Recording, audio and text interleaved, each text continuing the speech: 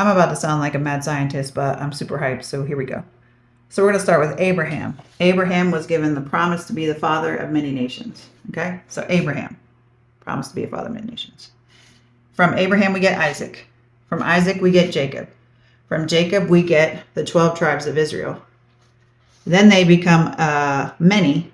They become enslaved. They cry out. They get delivered.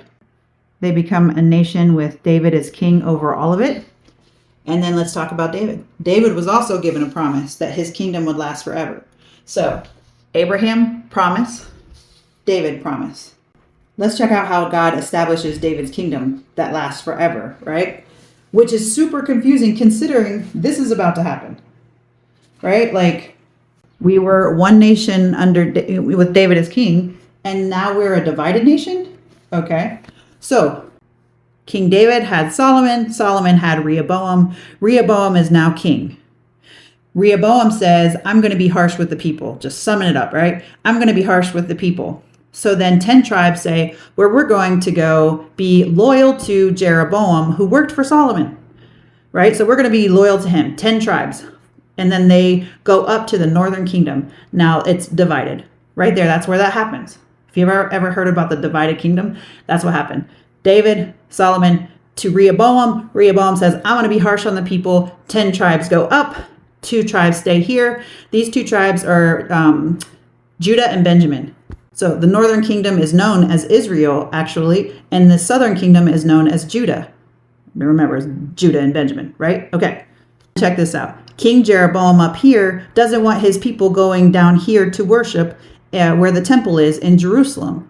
So he sets up places for the people to worship falsely, right? And then he appoints people who are priests that are not of the tribe of Levi, which is supposed to be how that goes, right? So that's what happens up here. And they don't have one good king. Out of all the kings they had, they did not have one good king. The southern kingdom had about, I think, 8 good kings. And then, 12 or 11 not good kings, right? But David was given a promise that his kingdom would last forever, right? And it got really down to a 7-year-old. At this 7-year-old, a bunch of people got killed off.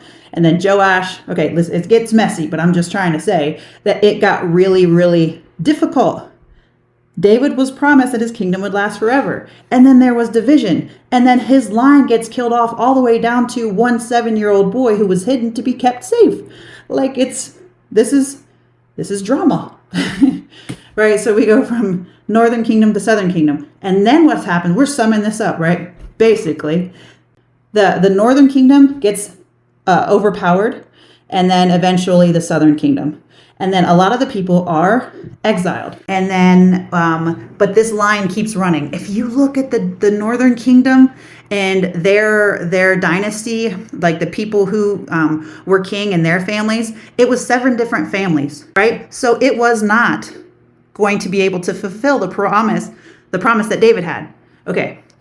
So if you look at the northern kingdom, their chart's kind of very sideways because none of them it's going down and like how descendants would, right? But if you look at the southern kingdom, they're all of the bloodline of David, all of them. And then guess what? The northern kingdom was overpowered. The southern kingdom was overpowered. The people were exiled. But that line kept going and going and going until we have Jesus in the New Testament. Given a promise, fulfilled the promise. That's super exciting, right? And if you happen to notice this, the donuts, I was explaining this to my daughter, super excited, like hand motions, everything, right? She's getting it all. And then I look at her and she looks up and she's just kind of yeah, but when do you think donuts were made? And I was like, respect. I don't know. I found out it was 1848. But anyway, the last thing I'll say maybe is the Israel is the only nation to cease being a nation and then become a nation again.